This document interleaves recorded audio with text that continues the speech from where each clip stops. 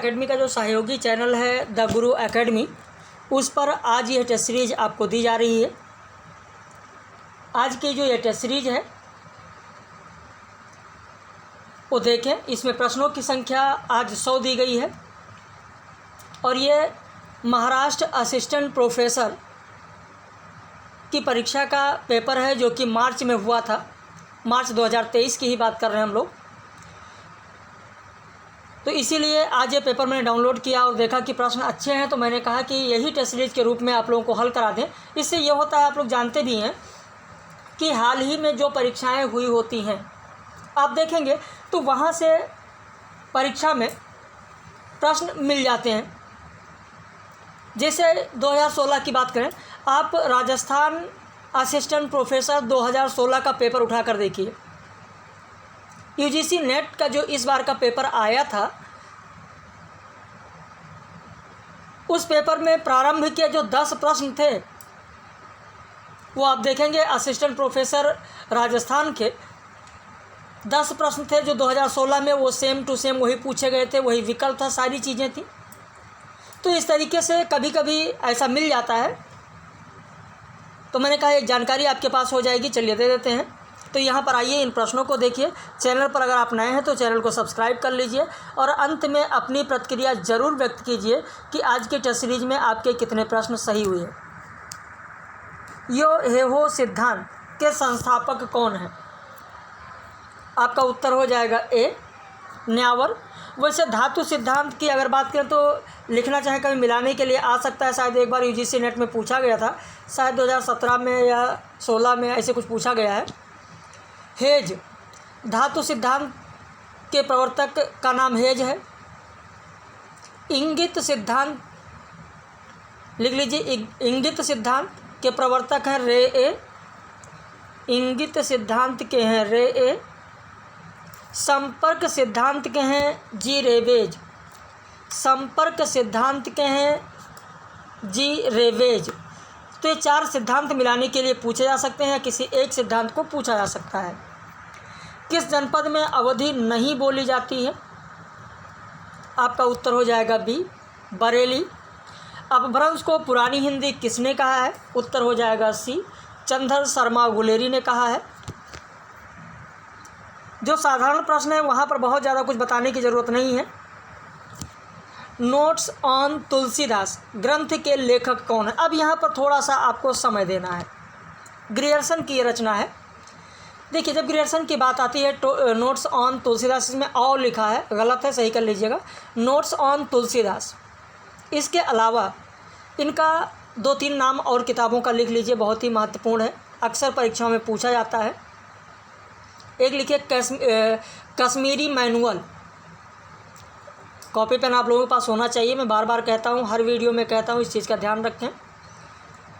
Kashmiri manual. Bihar peasant life. Bihar peasant life. तीसरा नाम लिखें मैथिली ग्रामर। मैथिली ग्रामर। चौथा नाम लिखें a handbook. A handbook to the Kaithi character. A handbook to the Kaithi लिपि समझते होंगे, कैथी करेक्टर्स। एक और लिख लें बस, introduction to the Maithili language. Introduction to the Maithili language. यह रचनाएं जॉर्ज ग्रियर्सन की हैं।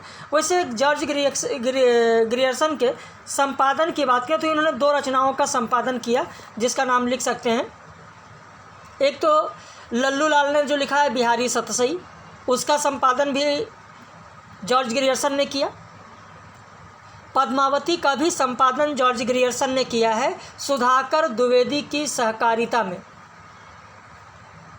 तो पद्मावती का संपादन तो खैर नहीं, लेकिन बिहारी सतसई जो लल्लू लाल की रचना है बिहारी सतसई, उसका संपादन किसने किया यह जरूर पूछा जा सकता है। चंद छंद वर्णन की महिमा, यह किस विधा की रचना है? आपका उत्तर हो जाएगा बी, गद्य। देखिए, जब गंग कवि की बात आती है तो इन पर भी खूब परीक्षाओं में प्रश्न पूछे जाते हैं। खैर, चंद छंद वर्णन की महिमा के बारे में थोड़ा सा अगर आप लिखना चाहें तो लिख लें कि ये खड़ी बोली की, इसकी भाषा क्या है तो खड़ी बोली है। अकबर के समय ये लिखी गई थी। अकबर के समय चंद छंद वर्णन की महिमा लिखी गई। जहांगीर ने बाद में इस रचना की खूब प्रशंसा की है।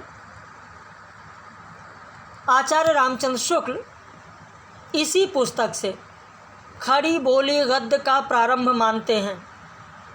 आचार्य रामचंद्र शुक्ल इसी पुस्तक से खड़ी बोली गद्य का प्रारंभ मानते हैं। अब कुछ लोग कहेंगे नहीं सर, मैंने तो भाषा योग वशिष्ठ पढ़ा है राम प्रसाद निरंजनी का।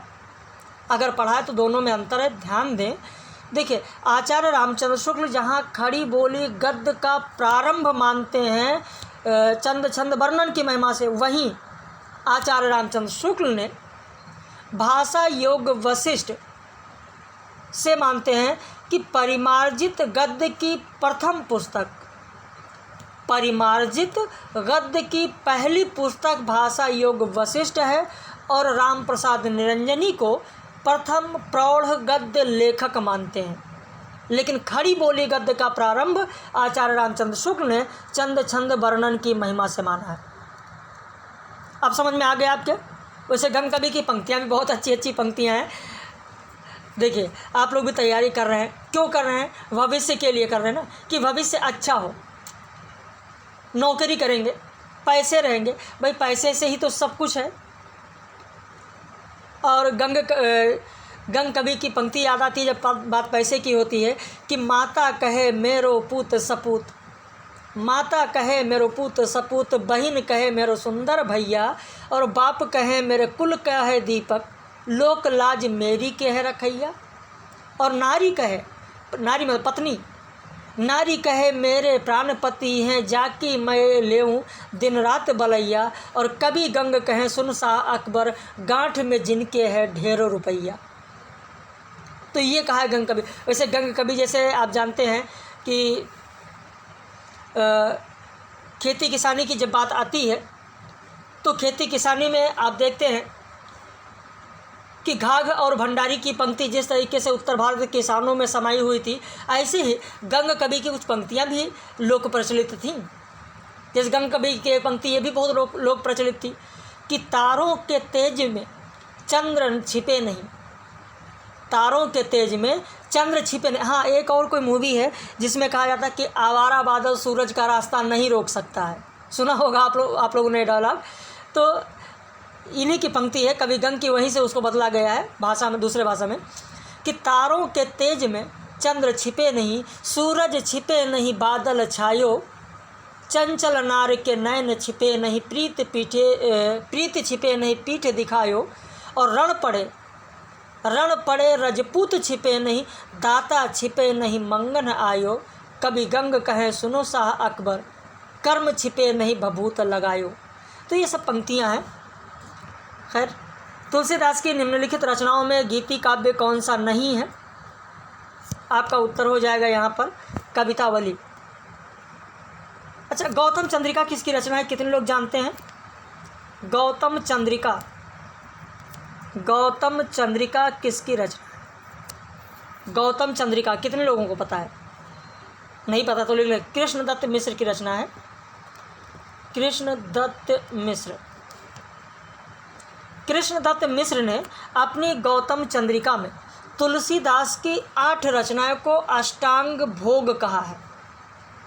और गौतम चंद्रिका में वर्णित अष्टांग भोग में तुलसीदास की जो रचनाएं हैं, जैसे राम गीतावली है, पदावली है, कृष्ण गीतावली है, बरवय है, दोहावली है, कवितावली, ये सब रचनाएं हैं अष्टांग योग में। ये कवितावली यहाँ पर जो दिया गया बहुत, तो ये अंतिम रचना मानी जाती है कि तुलसीदास की अंतिम रचना कवितावली है। लेकिन बहुत सारे विद्वान ऐसे हैं जिन्होंने कवितावली को नहीं बल्कि रामलला नाचू को माना है अंतिम रचना। तो अंतिम रचना कवितावली है, लेकिन कुछ विद्वानों के द्वारा रामलला नाचू भी कहा जाता है। निम्नलिखित में से आलम की रचना कौन सी नहीं है? आलम की रचना कौन सी नहीं है? आपका उत्तर हो जाएगा बी, बिरह बारी से नहीं है। विरह बारिश किसकी रचना है? आपका उत्तर हो जाएगा कि ये बोधा की रचना है। विरह बारिश बोधा की रचना है, जो कि माधवानल कामकंदला, जो आलम की रचना है माधवानल कामकंदला, इसी के आधार पर, माधवानल कामकंदला के ही आधार पर यह प्रेम कथा विरह बारिश बोधा द्वारा लिखा गया, जो कि एक प्रबंध काव्य है। सुभान के वियोग में लिखा है इन्होंने विरह बारिश। इनकी दूसरी रचना है इश्कलता। अगला प्रश्न है कि नेही महाब्रज भाषा प्रवीण और सुंदरता के भेद को जाने, इस पंक्ति का आचार्य रामचंद्र शुक्ल ने किस कवि के संदर्भ में कहा है? आपका उत्तर हो जाएगा सी, घरानंद के संदर्भ में कहा है। फोर्ट विलियम कॉलेज में हिंदुस्तानी विभाग के अध्यक्ष कौन थे?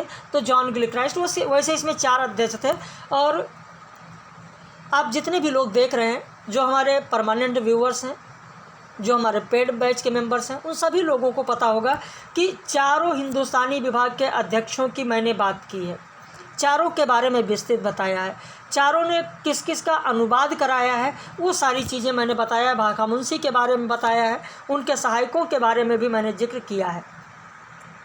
रावण अशुद्ध होकर भी यदि कर सका त्रस्त, तो निश्चय तुम हो सिद्ध करोगे उसे ध्वस्त, राम की शक्ति पूजा में किसने कहा है? तो आपका उत्तर होगा ये जामवंत कहते हैं। 10 का उत्तर हो जाएगा डी, जामवंत। वैसे कल के टेस्ट सीरीज में आपने देखा कि राम की शक्ति पूजा और कामायनी से मैंने बहुत अच्छे कथन आप लोगों को दिए थे। उत्तर हो जाएगा यहाँ पर बीन भी हूँ रागनी भी हूँ तुम्हारी बहुचर्चित है, महादेवी वर्मा की पंक्ति। कामायनी में नारी पात्र कौन सा नहीं है? तो यहाँ पर आपका उत्तर हो जाएगा दमित्र। राम की शक्ति पूजा के अनुसार साधु साधु साधक धीर धर्म धन धन राम पंक्ति कथन में किसका है? तो ये जो महाशक्ति हैं, महाशक्ति भगवती, उनका कथन है। बरगद का पेड़ के रचनाकार कौन है? बरगद का पेड़ के रचनाकार कौन है? अब मैं आपको बता दूं, छत्तीसगढ़ के नीलकंठ किसे कहा जाता है? इन चारों में से छत्तीसगढ़ का नीलकंठ किसे कहा जाता है? उन्हीं की रचना है बरगद का पेड़। अब बताइए, छत्तीसगढ़ का नीलकंठ किसे कहा जाता है? नहीं पता? मुक्तिबोध को। छत्तीसगढ़ का नीलकंठ मुक्तिबोध को कहा जाता है, और मुक्तिबोध की रचना है बरगद का पेड़। अगला प्रश्न देखें, एक टोकरी भर मिट्टी कहानी में किसका हृदय परिवर्तन दिखाया गया है? आपका उत्तर हो जाएगा सी, जमींदार का हृदय परिवर्तन हुआ है। जब बुढ़िया जमींदार से मिट्टी की टोकरी उठवाने के लिए कहती है, मिट्टी की टोकरी वो नहीं उठा पाते हैं, पूरी कोशिश करते हैं, तब वहाँ पर बुढ़िया कहती है कि इसमें तो बहुत सारी टोकरी मिट्टी है, फिर उसका भार आपसे कैसे सहा जाएगा? तो जमींदार का हृदय परिवर्तन होता है। परिंदे कहानी में किस पादरी का संदर्भ आया है? तो फादर एलमंड है, फादर एलमंड। प्रश्न संख्या 17 देखें, पीढ़िया उपन्यास के लेखक कौन है? आपका उत्तर हो जाएगा बी, अमृतलाल नागर। पतझड़ शब्द में कौन सा समास होगा? आपका उत्तर हो जाएगा बी, बहुब्रीय समास है। वैसे 50 प्रश्न रहते हैं तब तो बहुत आसानी से समझाया जा सकता है, लेकिन 100 प्रश्न है, समय ज़्यादा लग जाएगा, इसलिए सीधे उत्तर आपको बताते चल रहे हैं। कौन सा पात्र मैला आंचल में नहीं है? इसका उत्तर कई लोगों ने भेजा जो कि गलत भेजा है।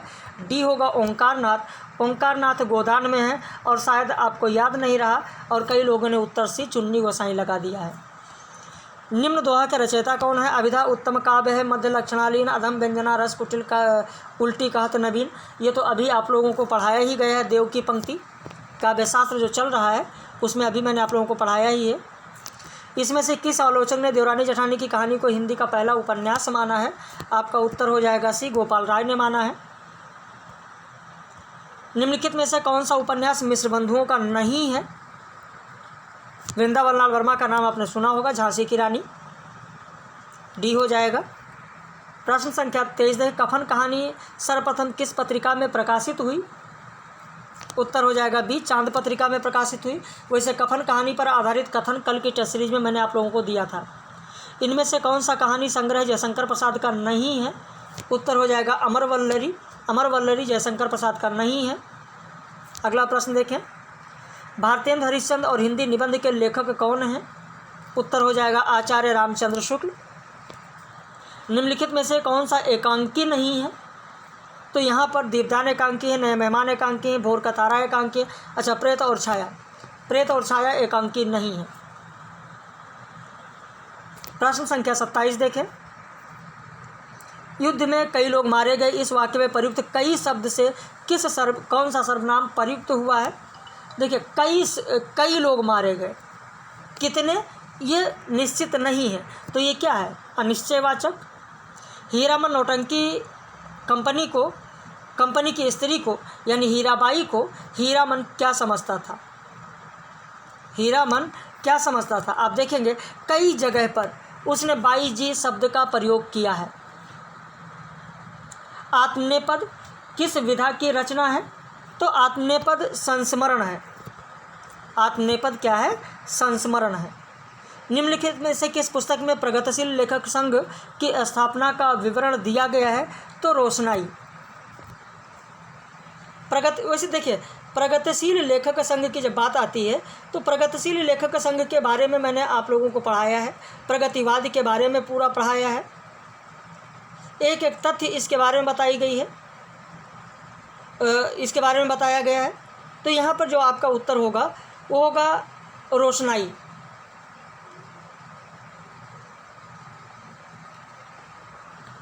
अगला प्रश्न देखें। निम्नलिखित संज्ञा उनके भेदों का उदाहरण स्वरूप सुमेलित कीजिए। यहाँ पर जो उदाहरण दिया गया है, देखिए मैंने आपको बताया था कि इन प्रश्नों को आप कैसे हल करें। जैसे व्यक्तिवाचक संज्ञा कौन होगा? तो व्यक्तिवाचक संज्ञा होगा आपका सह्याद्री, यानी ए का तीसरा। अब ए का तीसरा हमको ए और बी में मिल रहा है, तो यहाँ सी और डी हमने हटा दिया, गलत। अब जातिवाचक संज्ञा कौन सा होगा? गौशाला जातिवाचक संज्ञा है, तो इस तरीके से बी का पहला होगा, तो हमारा उत्तर हो गया ए। इस तरीके से आपको इन प्रश्नों का मिलान करना है। निम्नलिखित पत्रिकाओं का उनके प्रकाशित होने वाले शहरों के साथ सुमेलित कीजिए। जैसे विप्लव कहाँ से प्रकाशित होता था? लखनऊ से, तो ए का होगा हमारा तीसरा, यानी बी गलत, सी गलत। अब इसके बाद में सुदर्शन पत्रिका की बात करें, सुदर्शन पत्रिका एटा से प्रकाशित होता था, यानी बी का पाँचवा होगा, बी का पाँचवा यानी हमारा डी सही होगा। बात समझ में आ रही है कि किस तरीके से इन प्रश्नों को आपको हल करना है। अब उसके बाद में प्रश्न संख्या आप 33 देखें। 33 में भी आपको मिलान करना है। जैसे यहाँ पर जो दिया गया इसके हिसाब से आपको मिलान करना है। तो इसके हिसाब से अगर हम मिलान करते हैं तो यहाँ पर हम देखते हैं कि कौन सी पंक्ति किसकी है। जैसे अभिलाषाओं की करवट, फिर सुप्त व्यथा का जगना, सुख का सपना हो जाना, भीगी पलकों का गलना, ये किस रचना की है? तो आंसू की है। काम मुझे ही से सधा है, शेर भी मुझसे गधा है, किस रचना की पंक्ति है? कुकुरमुत्ता। तो इस तरीके से पहले का हमारा तीसरा हो रहा है और दूसरे का हमारा पांचवा हो रहा है। पहले का तीसरा, दूसरे का पांचवा, पहले का तीसरा, दूसरे का पांचवा, यानी उत्तर हो जाएगा सी। अब इसके बाद में ठीक इसी तरीके से प्रश्न संख्या 34 में आपको हल करना है। 34 में आपको हल करना है। अब 34 में भी आप देखते हैं यहाँ पर कि जैसे श्री संप्रदाय है रामानुजाचार्य, ब्रह्म संप्रदाय है मध्वाचार्य, रुद्र संप्रदाय है विष्णु स्वामी, सनकादि संप्रदाय है निम्बारकाचार्य। तो ये तो खैर रटा होगा आपको, डी हो जाएगा। ऐसे प्रश्न संख्या 35 देखें। रचनाओं को सुमेलित करना है। चंदायन मुल्ला दाऊद की रचना है, भंवर गीत नंददास की रचना है, कृष्ण गीतावली तुलसीदास की रचना है, खालिक बारी अमीर खुसरो की रचना है। तो यहाँ पर आपका उत्तर हो जाएगा ए। अब इसके बाद प्रश्न संख्या 36 देखें। यहाँ पर महादेव कवि महादेव कवि यानी आजम शाह। किसके समय कौन से कवि रहे हैं, राजाश्रित कौन से रहे हैं, उनकी बात हो रही है। कुलपति मिश्र की अगर बात करें तो राम सिंह। मंडन कवि की अगर बात करें तो मयंद सिंह। चिंतामणि की अगर बात करें तो मकरंद शाह। तो इस तरीके से हमारा उत्तर हो जाएगा सी। अगला प्रश्न है, काव्य पंक्तियाँ और उनके कवियों के साथ सुमेलित जोड़ा कौन सा। मानुष प्रेम भयो बैकुंठी कई बार पूछा गया, मलिक मोहम्मद जायसी का। पाए महावर दैन को नाइन बैठी आए, पुन पुन जानी महावर एड़ी मोड़त जाए, बिहारी की जो पंक्ति है। तो इस तरीके से 2 और 3 होगा, यानी हमारा बी विकल्प मिल रहा है। तो 37 का उत्तर बी हो जाएगा। 38 देखें, बनबेला। अब बनबेला आप देखें सूर्यकांत त्रिपाठी निराला का है, बनबेला निराला का है। उत्तरा की अगर बात करें सुमित्रा नंदन पंत का है। तो यहीं से हमको मिल जा रहा है कि हमारा उत्तर बी होगा। प्रश्न संख्या 39 देखें, उपन्यास दिया गया कि कौन सा उपन्यास किसका है। तो भाग्यवती उपन्यास सिद्धाराम फिल्लौरी का है। निस्सहाय हिंदू राधा कृष्णदास का है। श्यामा स्वप्न देखते हैं ठाकुर जगमोहन सिंह का है। बलवंत भूमिहार भुवनेश्वर मिश्र का है। तो इस तरीके से हमारा उत्तर हो जाएगा बी। प्रश्न संख्या 40 देखें, प्रश्न संख्या 40। अब यहाँ पर सुमेलित करना है कि कंठोट ध्वनि कौन है, तालव्य कौन है, दंतोष्ठ कौन है, मूर्धन कौन है और कंठ तालव्य कौन है।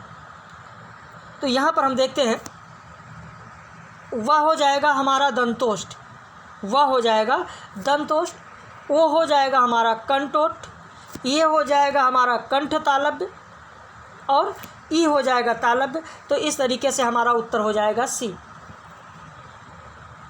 अगर यह PDF भी आपको चाहिए या आप डाउनलोड करना चाहते हैं या सोचते हैं कि आपके पास भी हो जाए, आप हमारे व्यूवर्स हैं, देख रहे हैं चैनल पर, तो हमारे व्हाट्सएप पर 8052584004 पर अपना नाम लिखकर व्हाट्सएप कर दीजिए। तो इस टेस्ट सीरीज भी आपको उपलब्ध करा दी जाएगी। आज की टेस्ट सीरीज ये जो फ्री है ये आपको भी उपलब्ध करा दी जाएगी। गंभीरा लोक नृत्य पश्चिम बंगाल का है। ललिता महाराष्ट्र का है। भवई गुजरात का है। कठपुतली राजस्थान का है। यानी हमारा उत्तर हो जाएगा डी।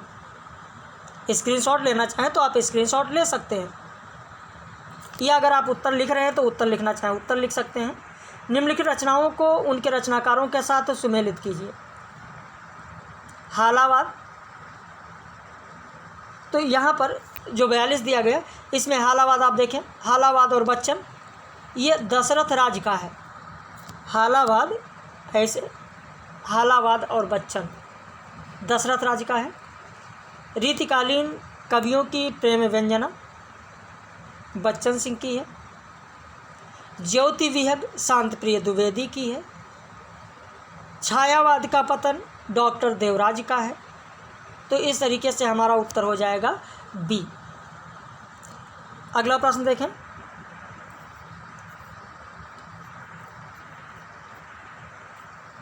अरे आयावर रहेगा याद अज्ञे का है। मेरी तिब्बत यात्रा राहुल सांकृत्यायन का है। आखिरी चट्टान तक मोहन राकेश का है। वह भी कोई देश है महाराज,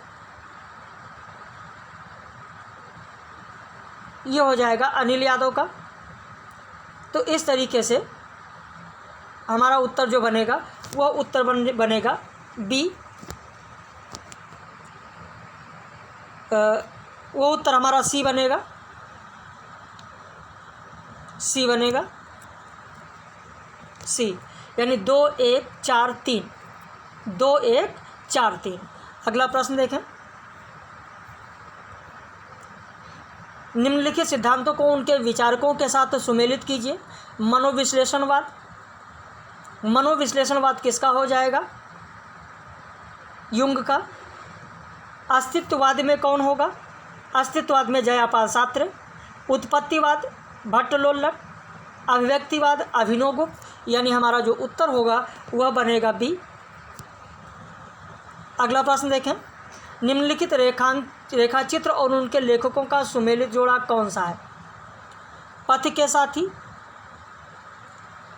साथी महादेवी वर्मा का, ये सब बहुचर्चित है, बस केवल आपको सजाना है। माटी की मूर्ति राम वृक्ष वेनीपुरी,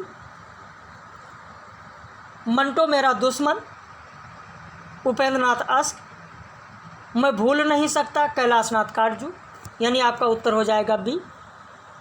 प्रश्न संख्या 46 देखें, संस्कृत आचार्य और उनके ग्रंथों का सही सुमेलित जोड़ा कौन सा होगा? तो वैसे टेस्ट सीरीज तो आपको मिल ही चुकी है, यहाँ पर सिर्फ और सिर्फ मिलान करना है। अगर लिखना चाहें तो आप लिख लें, क्योंकि ऐसे समय तो बहुत ज़्यादा हो जाएगा। प्रश्न संख्या 46 का लिखें आप, जो मैंने आंसर निकाल लिया है। 46 का हो जाएगा ए, और मिलाकर बताइएगा। प्रश्न संख्या 47 देखें, 47 का मिला लीजिएगा। 47 का सी हो जाएगा। प्रश्न संख्या 48 देखें, प्रश्न संख्या 48 का उत्तर लिख लें, ए होगा। प्रश्न संख्या 49 का उत्तर लिख लें, बी होगा। प्रश्न संख्या 50 देखें,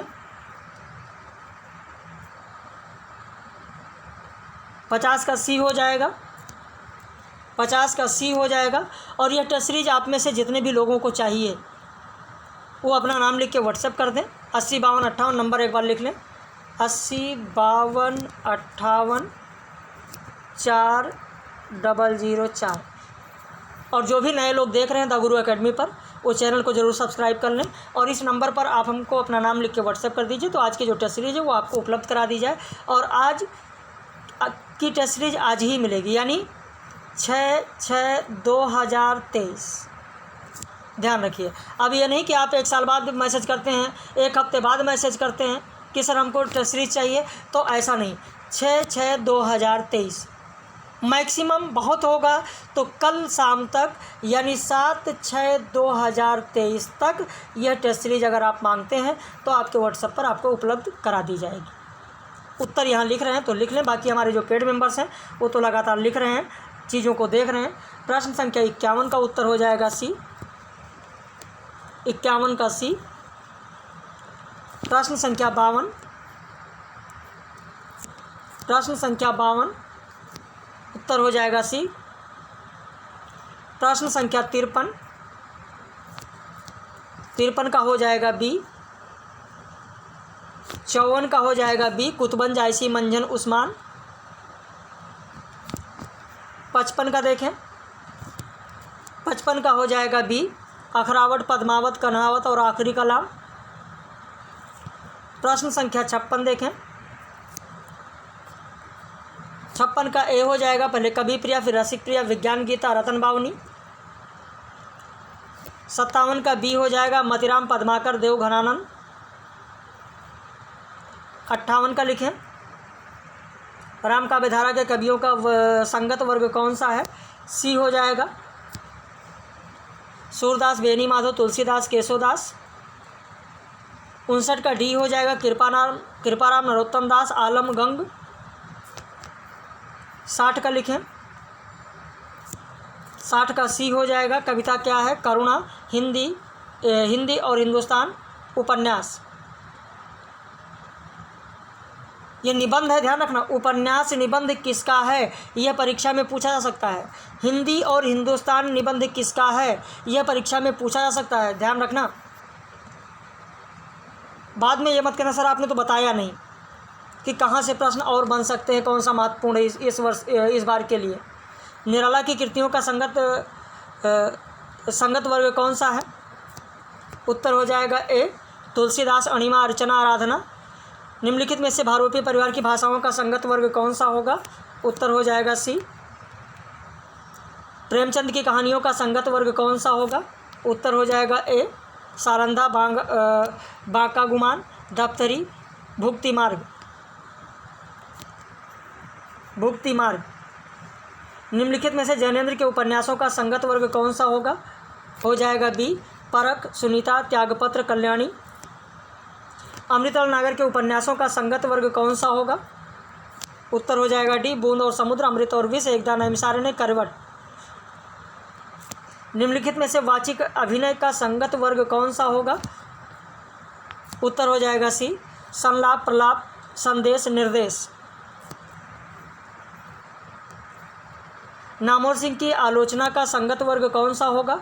उत्तर हो जाएगा ए, हिंदी के विकास में अपभ्रंश का योगदान। उसके बाद में कविता के नए प्रतिमान, दूसरी परंपरा की खोज, वाद विवाद और संवाद। स्त्री यात्रा साहित्यकार का संगत वर्ग कौन सा होगा?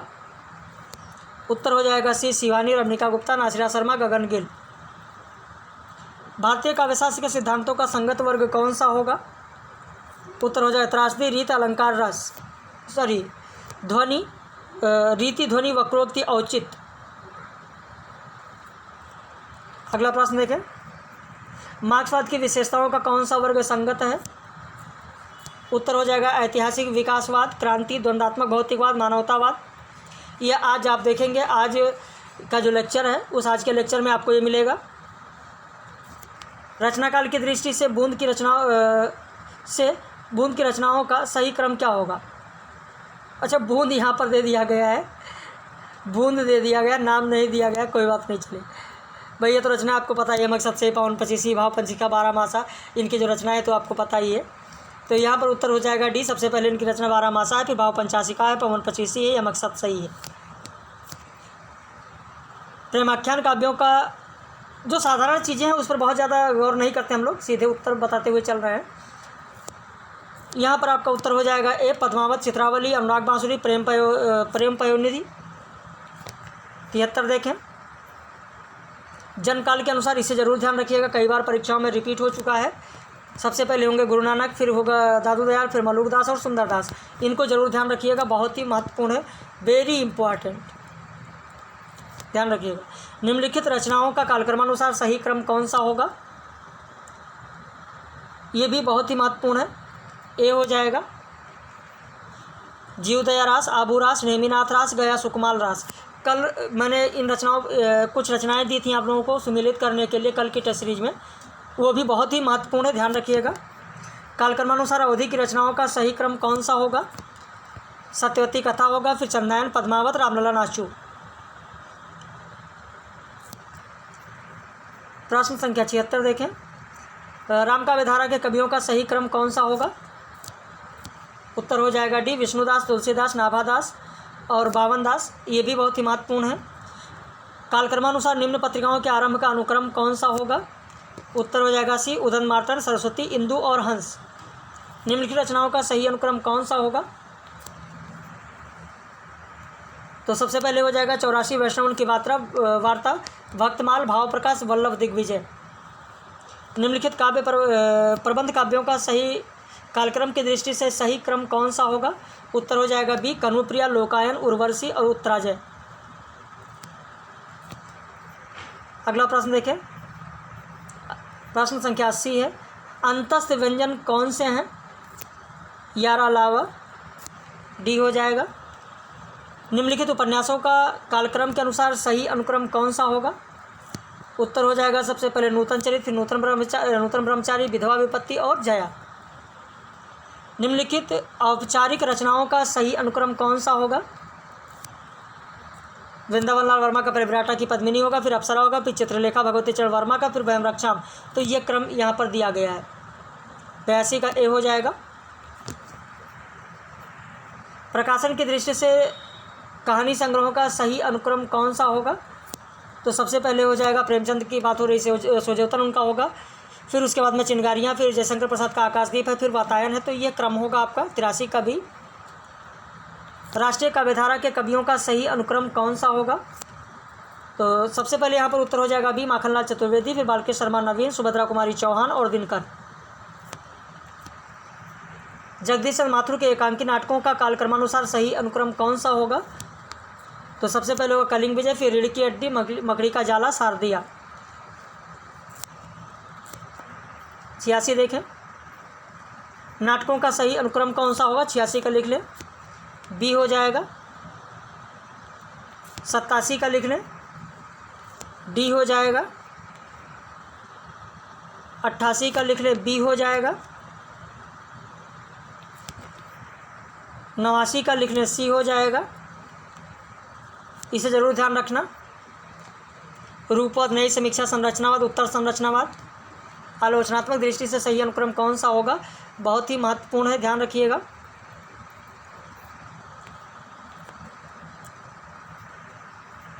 कालक्रमानुसार स्वतंत्रतावादी कवियों का सही अनुक्रम कौन सा होगा,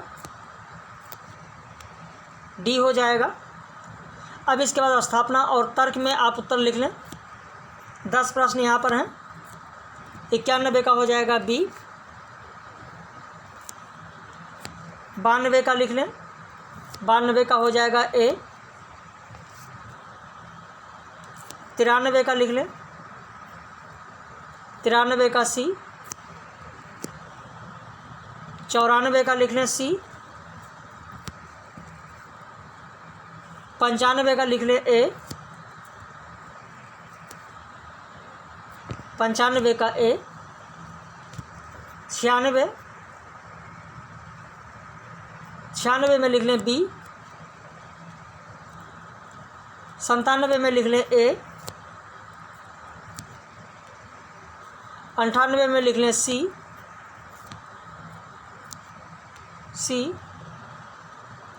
99 में लिख लें बी और 100 में लिख लें सी। तो इस तरीके से आज के टेस्ट सीरीज का उत्तर मैंने आपको दे दिया है। क्योंकि प्रश्नों की संख्या 100 थी, इसलिए बहुत ज़्यादा विस्तृत में नहीं चल पाए हम लोग, और टेस्ट सीरीज आपके पास है ही है, जो दिया गया है उसे आप लोगों ने हल ही कर लिया होगा।